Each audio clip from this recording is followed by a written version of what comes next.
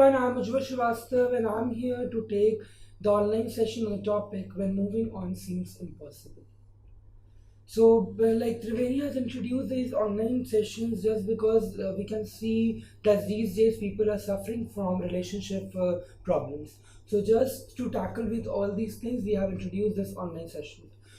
So today I'm going to take on the topic when moving on seems impossible. इसके पहले भी like on Saturday we have started with this and the first session was of Alicia Phillips on the topic Can Love Be Fake? After that Sanatan Mishra has taken one session yesterday on the topic how to choose an appropriate partner. Today I'm going to take a topic like a session on the topic when moving on seems impossible, and tomorrow Mrs. Jaya Lakshmi Seth is going to take a topic session on the topic healing from the past, and last session will be by Asmita Singh on the topic quarantine lekhak or ishq.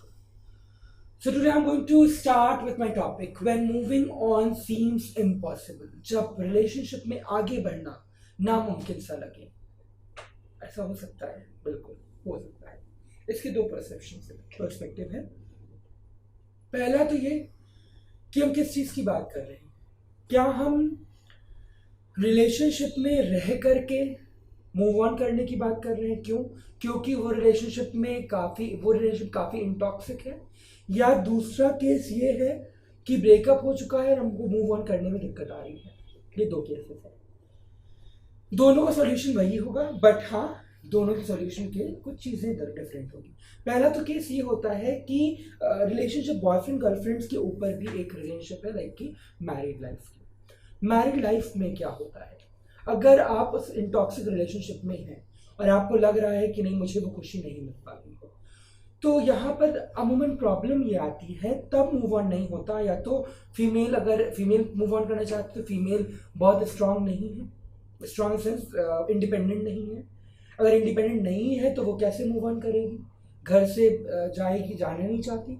दूसरी चीज़, couples के बीच में ये भी हो जाता है कि हम मूव ऑन कर तो लें, बट हमारे बच्चे का क्या होगा, वो कहेगा हम लेंगे, वो कहेगा हम लेंगे, फिर कौन संभाले, कैसे हो ये चीज़. तीसरी चीज़ ये होती है द सो कॉल्ड समाज. हम उसके वो क्या सोचेंगे, लोग क्या कहेंगे के चक्कर में मूव ऑन नहीं करते. मेरा ये मानना है अगर आप इंडिपेंडेंट हैं, आपके साथ कुछ प्रॉब्लम्स नहीं है, अगर प्रॉब्लम है तो सॉल्व करके मूव ऑन कर जाइए.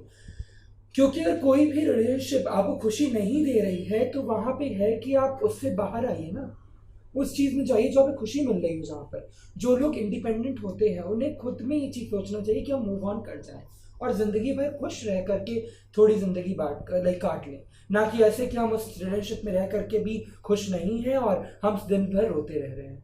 This is not a right thing, because क्योंकि आपकी पूरी लाइफ उससे अफेक्ट होती है, फिर आपकी लाइफ में कुछ रह नहीं जाता है. दूसरी चीज़ ये होती है कि रिलेशनशिप, अगर हम गर्लफ्रेंड और बॉयफ्रेंड की रिलेशनशिप की बात करें, जो कि आजकल 1 महीने भी नहीं चल पा रही है मैक्सिमम की अगर बात करें, आए दिन प्रॉब्लम्स आ रही है, मिसअंडरस्टैंडिंग है. यहाँ पर होता क्या है, मेल और फीमेल दोनों ही जो भी रिलेशनशिप में है उनके में एक अंडरस्टैंडिंग नहीं बन पाती है जब, तो ऐसे ब्रेकअप के सिचुएशन आते हैं. आजकल जो बहुत ट्रेंड में देखा जा रहा है, बहुत ज़्यादा इधर बीच है कि रिलेशनशिप को मजाक बनाया गया है. कैसे? 1 महीना नहीं हुआ रिलेशनशिप को, एक दिन दूसरे का मैसेज आता है कि मुझे ये लड़की पसंद है, मैं तुमसे कंटिन्यू नहीं कर सकता, या मुझे ये लड़का पसंद आ गया, मैं तुम्हारे कंटिन्यू नहीं कर सकती. रिलेशनशिप ये तो नहीं है. रिलेशनशिप की डेफिनेशन को आप चेंज कर रहे हैं. ये रिलेशनशिप नहीं है.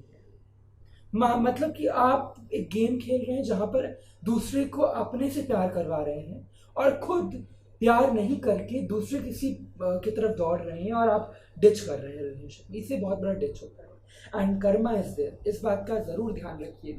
जो ये लोग करते हैं ना कि हमने आज इससे ब्रेकअप कर लिया, मुझे दूसरी लड़की पसंद आई, मुझे दूसरा लड़का पसंद आ गया, ये मत करिए. किसी के फीलिंग्स से मत खेलिए.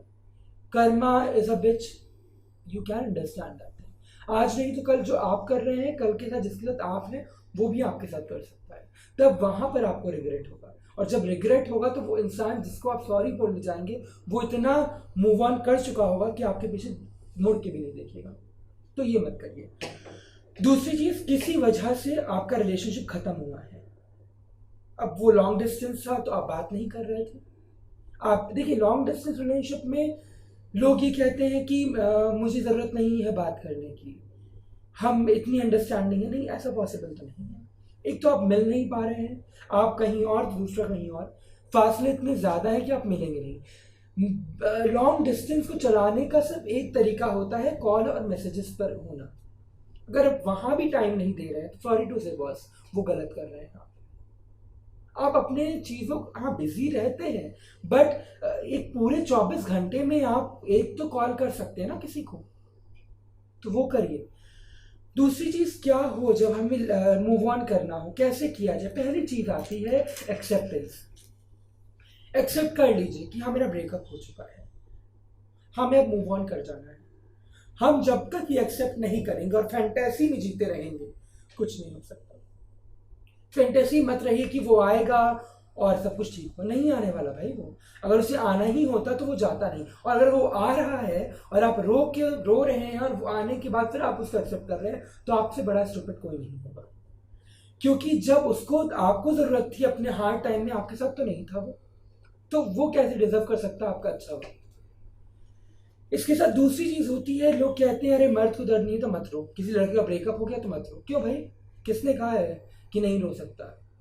रोते हुए आए हो भाई, तो आप लड़के हैं चाहे लड़की हैं, रोइए, खुल के रोइए। आप रोना आ रहा है, रोइए, जस्ट होल्ड दैट ब्लैंकेट, ओढ़िए एंड ईयर प्लग्स लगाइए, रोइए। ईयर प्लग्स भी आते हैं, तो ये मत करिए। डोंट जस्ट स्टैंड और सिट बैक, और जो आपके टीयर्स उसको आप अंदर होल्ड ऑन कर रहे हैं और ज़्यादा दिक्कत होगी आपको। Don't dare to do this, मत करिए ये। रोना आ रहा है, रोइए, खुल के रोइए। तीसरी चीज आती है कि उसके साथ वक्त बिताइए जो आपको अच्छा लग रहा हो, यानी आपके दोस्त हो, आपकी फैमिली हो, आपके पेरेंट्स हो या आपके सिबलिंग्स हो, उनके साथ टाइम स्पेंड करिए। वो चीज़ें करिए जो आपको खुशी दे रही होगी। और याद रखिए, जिससे भी आप चीज़ें शेयर कर रहे हैं अपने ब्रेकअप के बारे में, याद रखिए वो ट्रस्ट वर्दी होना चाहिए। क्योंकि अगर वो कल को फिर आपके साथ कोई ऐसा करता है, तो फिर दिक्कत यहाँ पर ये होगी कि आपको बहुत ज़्यादा फिर मूव ऑन करने में प्रॉब्लम आ जाएगी। क्योंकि ऑलरेडी आप ब्रेकअप की प्रॉब्लम से अदर किसी ने आपको ट्रस्ट ब्रेक किया है, तो दो चीज़ें जब साथ में जाएंगी तो दिक्कत होगी। फिर वो चीज़ होती क्या है कि एक और चीज़, ईयर प्लग पे मैंने बात की थी कि सॉन्ग वो मत सुनिए जो उससे रोना है, कि वो वाला ना, बहुत आई गई यादें मगर इस बार तुम यहाँ, नहीं आने वाला भाई, आएगा ही नहीं। और बुलाओ, कहाँ बुलाओगे? दूसरों के साथ खुश रहो। वो दूसरे की लास्ट सीन डीपी चेक करके बैठा हुआ है, वो तुमको आने बाद अब नहीं आएगा। अगर उसको आना ही होता तो मैं छोड़ के नहीं जाता वो। इस बात को ध्यान दीजिए, मत सुनिए वो गाने जिससे आपको रोना और आ जाए। एक बार खुल के रो लो भाई, रो लो, उसने छोड़ दिया एक दिन, रो लो, बट गाने मत सुनिए, नहीं तो आपको मूव ऑन करने में बहुत ज़्यादा दिक्कत होगी। Then keep yourself busy. सबसे बेस्ट स्ट्रैटेजी होती है, सबसे बेस्ट थेरेपी होती है अपने आप को मूव ऑन कराने की। लोग कहते हैं क्या करें बिजी, कैसे बिजी रहें, तो वो चीज़ें करिए जो आपकी हॉबी रही हो। आपने इस रिलेशनशिप के लिए अपनी हॉबीज़ को छोड़ दिया है, उसे करिए ना। जो चीज़ें आप छोड़ चुके थे ना, क्योंकि आपको उससे बात करनी, उसका फ़ोन आ रहा होगा, हमें उससे बात करनी है, बाबू ने खाना खाया कि नहीं वाली चीज़ भी तो पूछनी थी आपको। अगर आपने सब कर लिया हो तो अब अपने में फोकस करिए। वो वाला गाना है ना, कुछ दिन तो रोना धोना बम्पर किया, फिर डिलीट उसका नंबर किया, आंसू सूखे सीधा पार्लर गई, पार्लर में जाके शैम्पू जमकर किया। ठीक है, तो ये चीज़ करिए ना। ब्रेकअप हो गया, जाओ भाई, जाना। और ये लड़कियों की, लड़के भी करें भाई, इतने अच्छे से पार्लर्स खुले, जाओ मेकओवर करो अपना, और ऐसा मेकओवर करो कि फिर फोटो अपलोड करो, ब्लॉक मत करना उसको, अपलोड करो तो समझ में आएगा कि किसको छोड़ा है उसने। तब जाके तुम, तभी तो अच्छे असली मजा आएगा, जब तुम्हारा रोना धोना बंद होकर के, मेकओवर होकर के, फिर एक फोटो पड़ेगी संडे वाइब्स, तो वो भी हैरान रहेगी कि ऐसे ही बंदा खुश है मेरे जाने के बाद। खुश रहना सीखिए, अपने लिए जीना सीखिए। आपने रिलेशनशिप में जो नहीं किया अब वो करिए, बुक करो। इतने ऑफर्स भी, अभी क्वारंटीन खत्म हो, लॉकडाउन खत्म हो, ब्रेकअप हुआ है, डालो फोटोशूट्स कराओ। एक से एक फोटोग्राफर्स है मेरे लिस्ट में, आयुष कपूर, पता नहीं कौन कौन, हम सबको नंबर दे, जाओ उनके साथ, करो उनके साथ फोटोग्राफी करवाओ और डालो फोटो, अपलोड करो, वहाँ पे अपनी चीज़ें करो। और मैंने एक ही फोटोग्राफर का नाम लिया, बहुत सारे फोटोग्राफर्स हैं, ऐसी बात नहीं है, तो कोई मुझसे ऐसा नहीं हो, गुस्सा आ जाए, चाहे वो आसिफ हो या प्रवीण हो, सबको अच्छे अच्छे फोटोग्राफर्स हैं, ठीक है, शादाब, राहिल, सब कोई। सो प्लीज़ ऐसा कोई मत सोचेगा कि मैंने यहाँ पे इस वीडियो में नाम नहीं लिया उनका। हाँ सॉरी, शिखर और दर्पण का नाम भी भूल गए थे। Next one is love your self मोर। यहाँ पे अपने आप को प्यार करना सीखिए, खुद से प्यार करना सीखो। दूसरों से तो हर कोई प्यार कर लेता है, बात तो तब बनती है जब इंसान को इश्क खुद से हो जाता है। और लास्ट चीज़ इसमें मैं कंक्लूड करना चाहूँगा, उस इंसान को स्टॉक मत करिए, मत देखिए उसको।